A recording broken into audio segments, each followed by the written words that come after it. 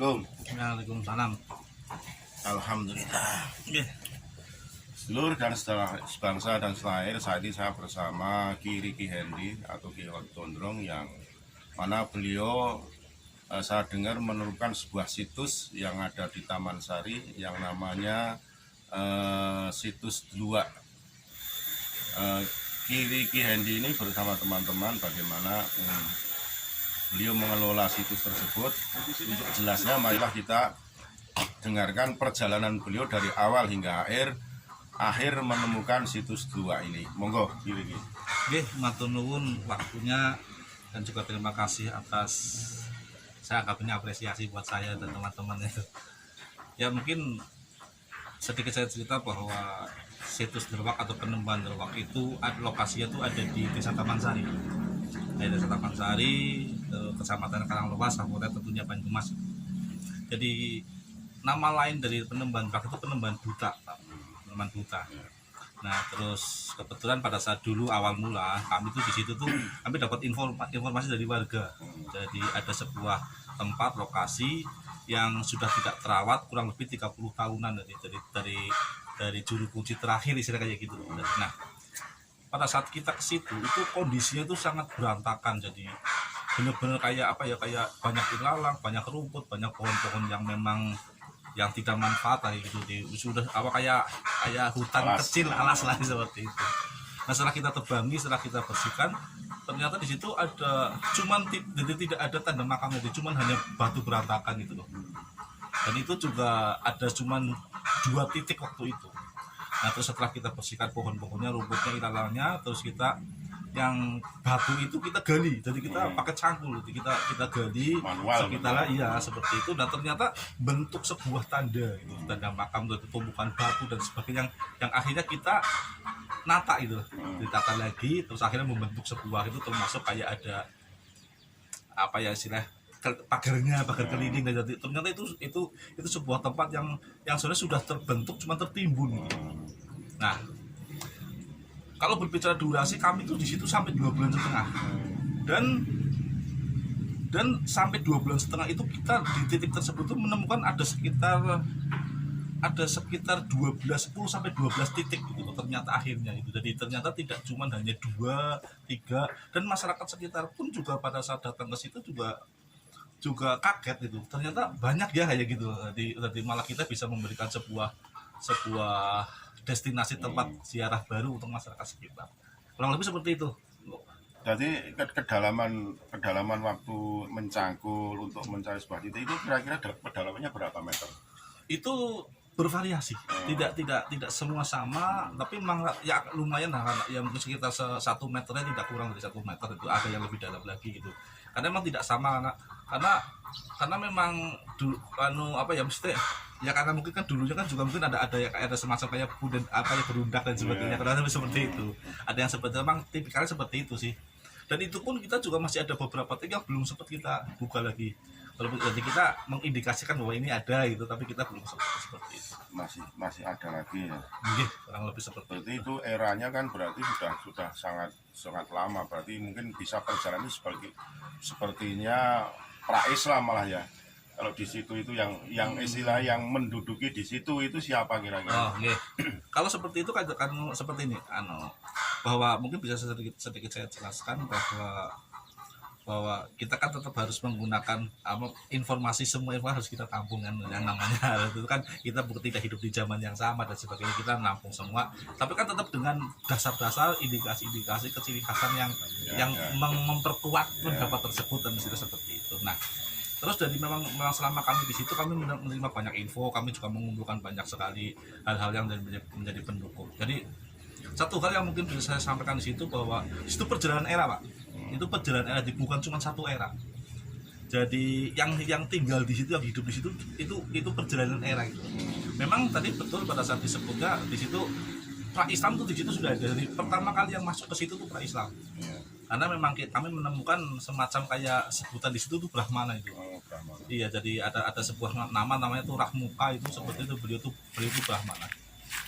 Nah misalnya kayak tadi seperti ngomong bahwa itu dari mana dan sebagainya, itu dari indikasi-indikasi ataupun faktor pendukung yang lain, itu kami menemukan bahwa yang pertama tinggal di situ tuh malah pindahan dari Gunung Slamet, Pak. Pindahan dari Gunung Slamet.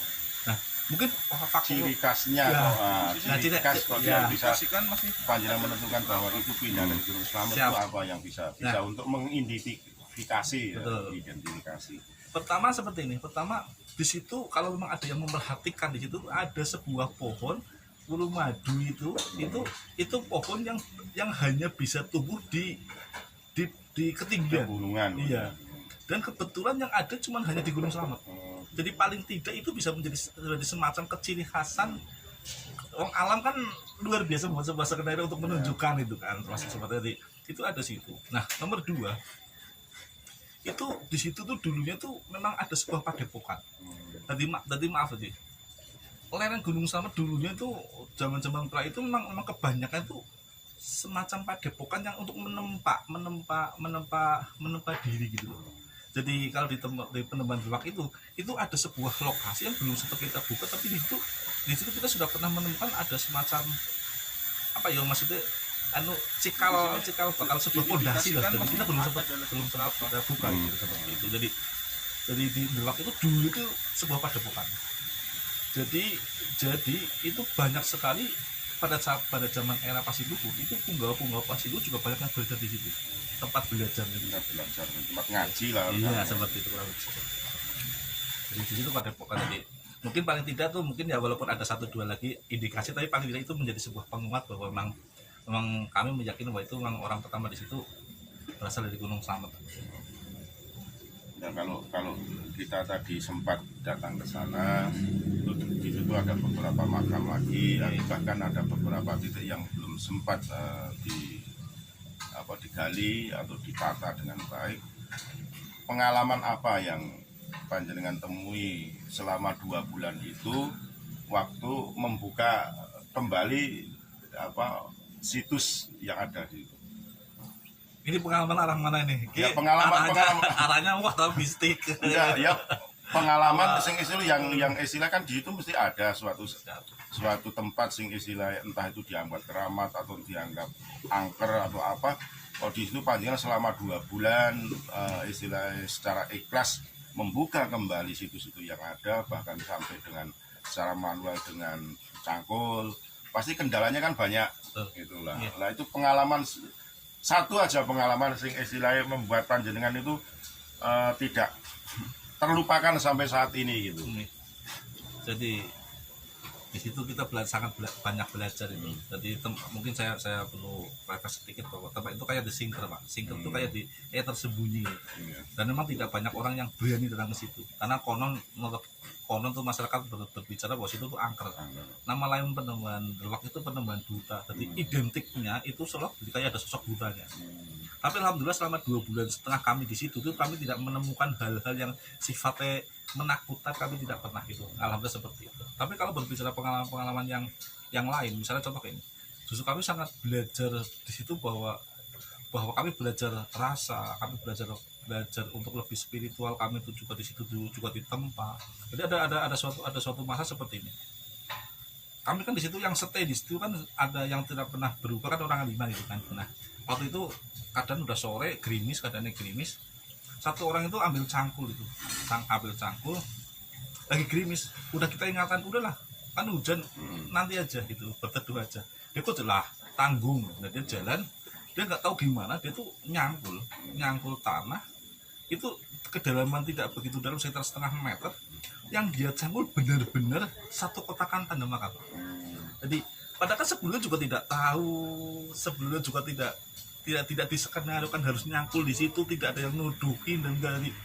Ya ternyata memang kita meyakini bahwa ilmu rasa itu ada, mungkin tuntunan leluhur itu ada, tuntunan alam mungkin ada, dan mungkin kalau kita masukkan ke tuntunan Tuhan yang mungkin itu dituntun oleh Tuhan dan seperti itu, minimal itu menunjukkan itu bahwa kita nggak ada alasan kalau kita tidak yakin adanya kekuatan leluhur itu. Jadi benar-benar nyangkul, tidak disuruh, tidak ada yang menuntun di titik tersebut, dan benar-benar dia tuh nyangkul kotak kok pas banget, di dalam itu ada sekotakan ada.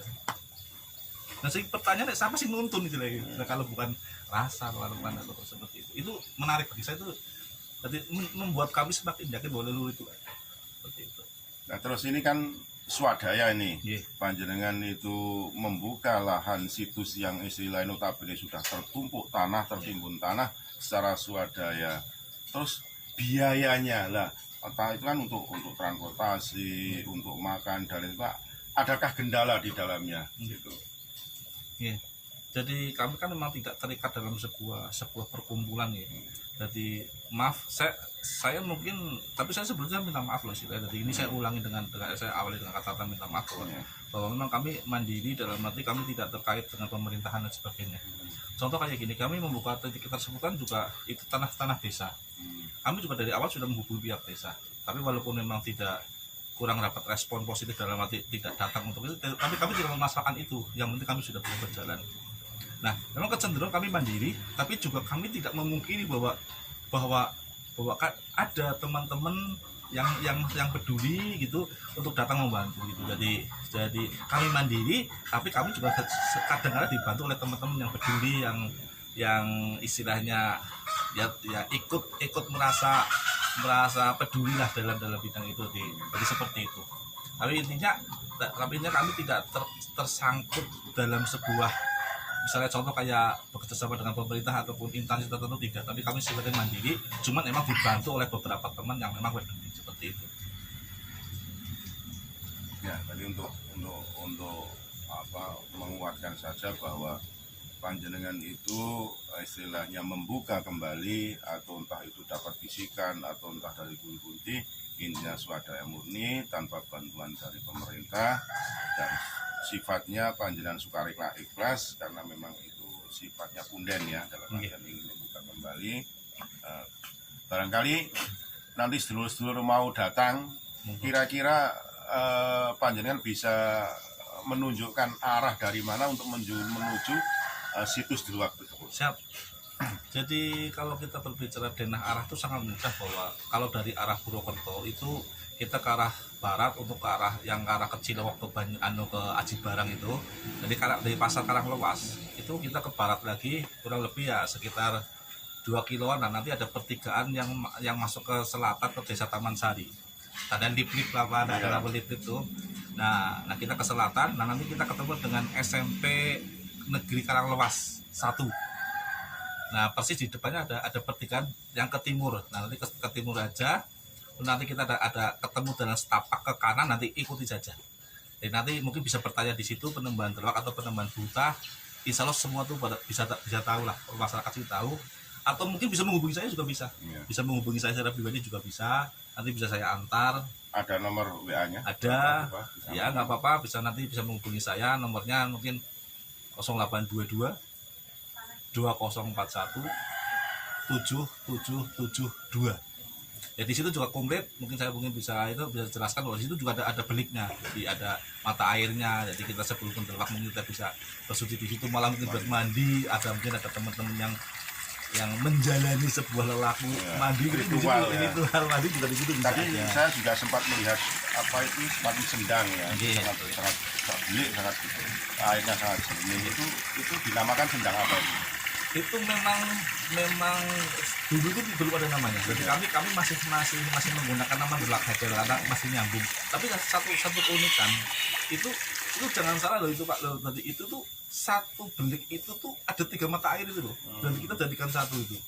Jadi di dalam itu ada tiga mata air. Jadi bahasanya kayak cita campuran atau tuk-tukan itu tuh 3 itu sebenarnya gitu loh sebenarnya. Jadi itu satu hal yang agak sedikit unik. Jadi siapa tahu ada teman-teman yang mungkin suka lelaku seperti itu yang berkait dengan mata air dan sebagainya, monggo.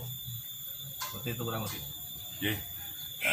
Itu sedulur,